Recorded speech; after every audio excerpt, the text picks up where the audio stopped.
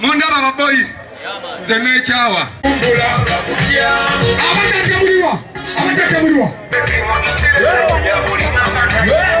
baba tusanga ida kuchalo cy'umusoga tuli otayimentene era tuli basimu baba musige ino kuba woko basaba ni banyabo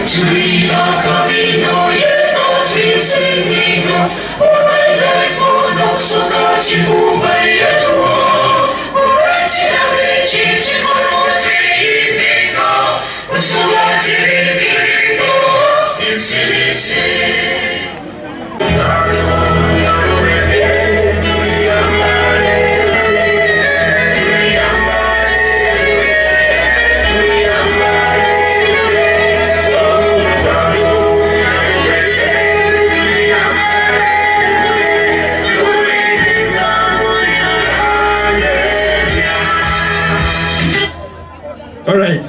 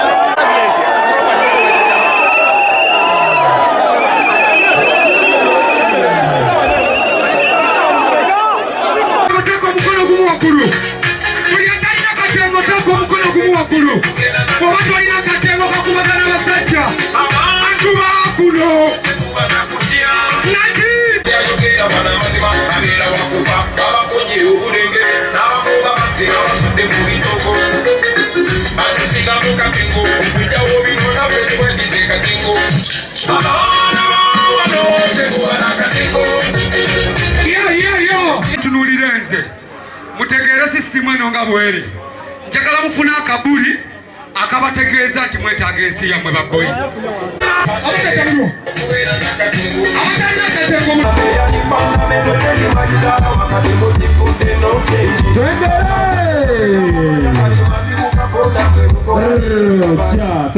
their country and playing a central role in a revolution.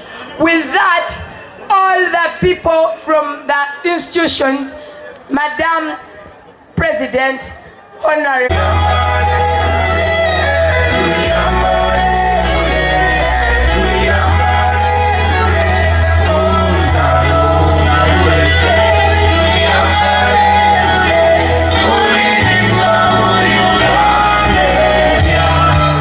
Thank you.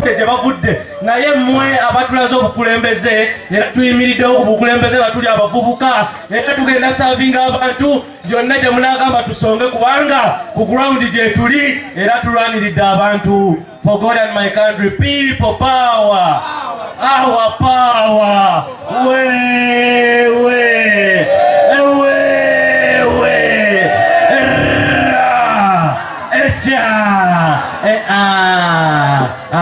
That the power of a leader or the strength and greatness of a leader is not manifested in the power they wield, but their ability to empower others. Your Excellency, I want to thank you so much for empowering so many young people. And in just a minute, I want to pass a message to my fellow young people. Today we come here not as spectators. We come here as architects of our future. We have the power to determine our future. For so long we've been seeing the suffering.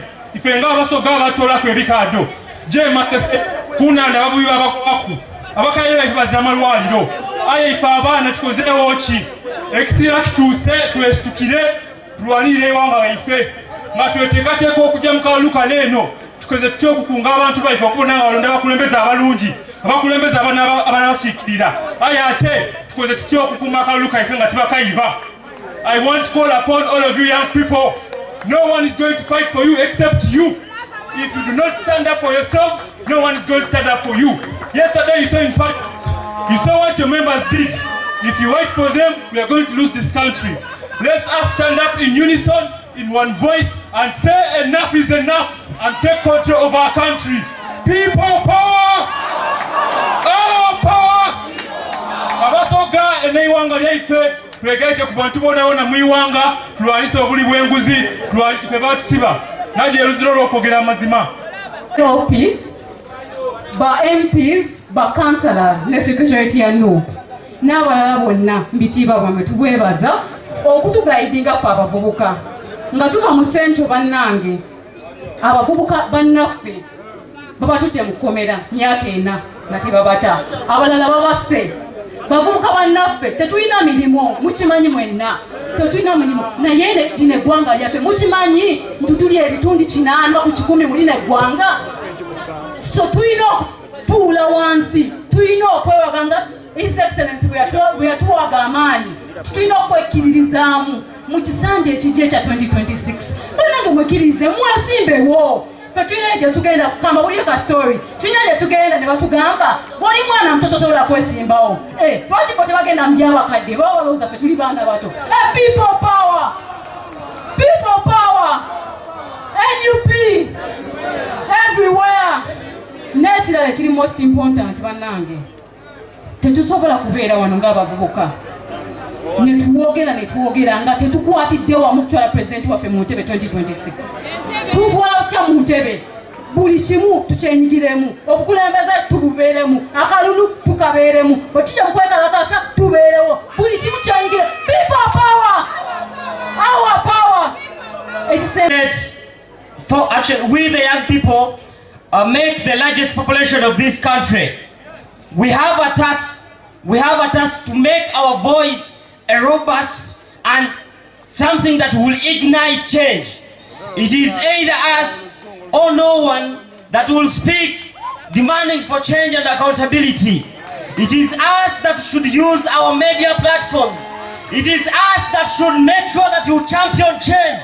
It is us that will change our villages, that will change our parishes, that will change our constituencies, and that will eventually change this country. And we are very lucky that we have a strong leader, someone that is holding the torch for us, His Excellency Robert Chagulanyi Sentamu. It is time we the young people stand up. We need to stand up by engaging in peaceful protests that will demand for change, protests that will portray civil disobedience. We need to demand for justice. We need to demand for accountability. It is us or no one. Kule Ronald Mbinga. Watoto ya Butalete wanalia mchere, fasi yenye wanalima mchere wanawakimbiza. Tunaenda wapi wajameni? Watoto wa Budaka watu ni wakulima pamba. Pamba yote jamaa amechukua. Huyu ni jamani mwizi.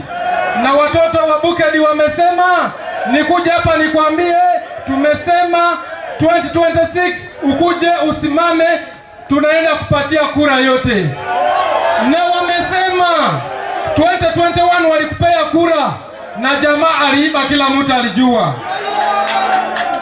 Wamesema au kutishatisha tu, wanapiga we risasi, wanataka wajue tumesimama namna gani. Wanataka wagundue plani gani yenye tuko nayo, na tumesema tumenyamaza. Wacha tufike 2026 tupige kura yetu, wajaribu kushika hapo, ndio tutaonesha ama ni damu ama ni risasi ama ni bunduki ama ni nini. Lazima 2026 tunaenda kuongoza Uganda. Bakaba tukomye twemerereku kukukoba bigambo binoti 2026 kanuke wasamantu kaisasirya mwami Museveni tulikwetaka kubaluti papa akaulagala kudokutola kuna chemalira nga tadakwira mukukulembera Uganda eno oluvannyuma lw'emyaka gyakulembera Uganda. Ensonga y'okubiri gye batutume tukukobe ng'abavubuka batukobe nti Busoga bagiduscribingira ku bikaado esana ettani y'ebikaado bagigula emitwalo 12 yavaamu ekilogulamu 1500 woba ng'obigaitiire walani ku sente ne bagula ekiro ya sukaali ettani endala evaamu emiliyoni 2. Gizekisa Robert Kyagulanyi Ssentamu ekikaado ekirala kivaamu supiriti, kivaamu empapula, kivaamu products nningi ino. Batukobye tukukobe nti Busoga okwiramu endasi okwiramu kwegamba ebyenfuna nga biri taratibu. Ensonga erindala yonka Robert Kyagulanyi Ssentamu afa abava mu Western Region ne mutukyawiramu twegatte kubera byebimu ebibadde bitutematemamu ne basobola okutufuga. Indi abantu aba Western Region abosi sebo bakiba esente syerihanga abakiba esente syerihanga ne bandu banyaha kutsibo so etubosi tuhambira hayima tulangira kutwamatwala abantu aba manyane yitsimba moyitsimbe manyane yikalakasya muyikalakasaye tulangira kutwamatwala abasyakulwa aba bakadde nnyo tebalina namaanyi tebasobola nakudduka n'ebyo tubisobola kati byonna tubyenyigiremu tubikole. Said they are going to take a central role in making sure we come out of this pitfall as a country. Batola kwa chitibwa ekyokuba nga naife inda sohabu aina amakolera agasigalawo abavubuka bano balibono gye bakola basasulwa obusente butono basasulwa 3,000 olunaku 3,000 edo tibibasobozesa kwebeesawo basasulwa sente ntono ate bakolera mu mbeera mbi. Tuguwagira era tugwenda tuli kutamu amaanyi tibwotuka nga kubukulembeze aw'okutugema ku nga Busoga okuba nga tukyuka tuyidiwo era tuyidde kwandulira byene ebibe bikolebwe. Bannayuganda abasinga baki bavubuka n'olw'ensonga eyo you can't say you were youth without NUP. NUP is the DNA of the youth of Uganda. When you say you are NUP and you don't support NUP, then you are not a youth of Uganda. Bwembaire ku magombe yewasonga wange yenva mu kyalo abataka bansaba nti nga bwali kujja mu byobufuzi ye mujja twenda pulezidenti wo anoonye ensonga ey'ebibali okubona Abasoga n'abamba atya abava mu bibali bajja ki oba bakola biki ebyo bibanakolera mu bibali ebibali byabaawo n'abantu ne babaawo ayo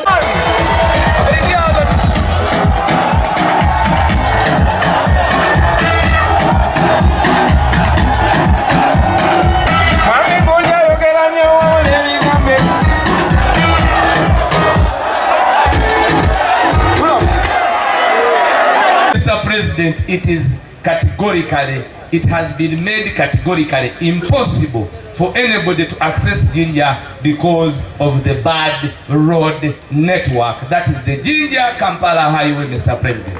Mr. President, if you've used that road, it is in a very sorry state. It is impassable. You will take hours in a journey of minutes, and it has affected the economy of the people of Busoga because that road is the one that feeds many countries around us, being that we are landlocked, the Basoga here pray that when you assume office, the infrastructure of our road network should be given priority as the people of Busoga to enable us access our food products easily to the markets in Kampala and other areas of the country. Mr. President. Mr. Waife, edatwidata mbulaniwe paka. Mr. President, abasoga bantumye nti mbakobe imwaba National Unity Platform nti mugane mwetabe mu kalulu ka 2026 kuba wano bajja kusiikula Yoweri akalulu n'enkonenwe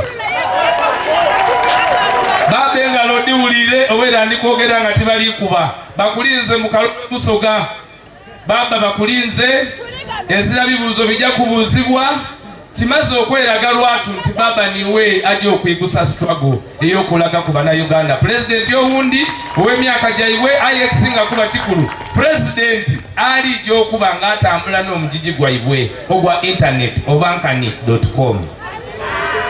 Bana banambi baterededa abebugisu mwanayo mulio mulembe abesoroti kumi kabera maido tesoke power I want to see pocket to youth like you and you.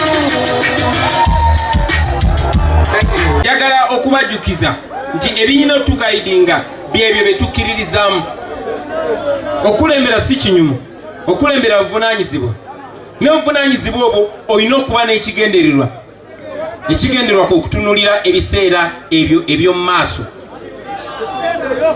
mubibenyigire mu kubanga tewagenda kubirayo lunaku lulala. Njagala okulaba abakyagulanyi bangi,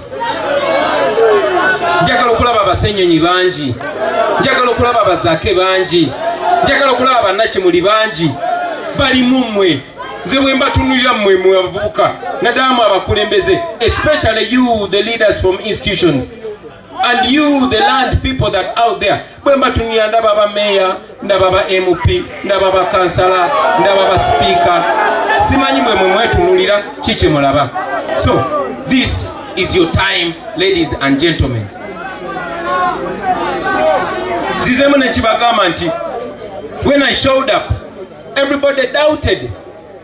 Kati kye tuzimbye trust gy'abantu batukiririzamu. Bw'ogenda n'oyimirira mu district yo, when you go to your region and speak, especially when you speak along the lines of the truth that we believe in and the values that we believe in, you have no difference from Kyagulanyi. I've told you many times and I want to say it again that I am not any different from you. You only need confidence. We can be the reflection of each other. You young people, if I don't get leaders out of you, I will have failed.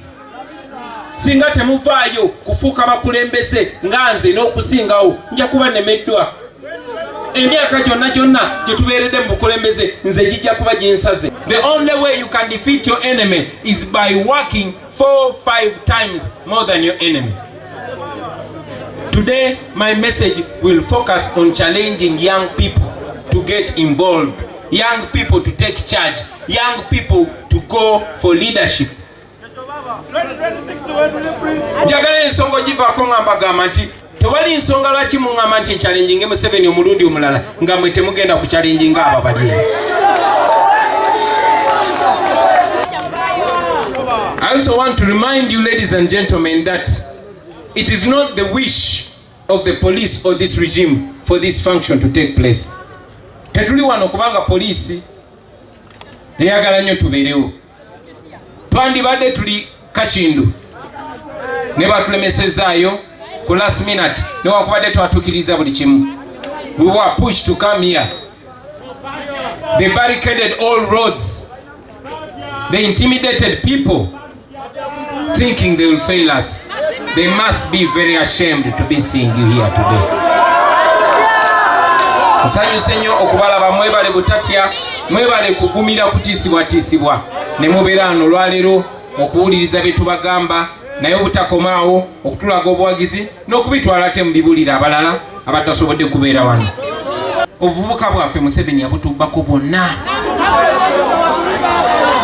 We can only live our youthful years through you, comrades. So when I was looking at you young people, I was getting two feelings. When mbadde mbatunulira abavubuka bannange oba abavubuka mwenze siri muvubuka enemo, mbadde mpulira ebintu bibiri. Mbadde mpulira obusungu bungi nnyo kubanga nze ne bannange batubbako obuvubuka bwaffe, naye ate mbadde mpulira essuubi lingi nnyo kubanga mmwe musobola okutuukiriza ffe kye tutatuukiriza.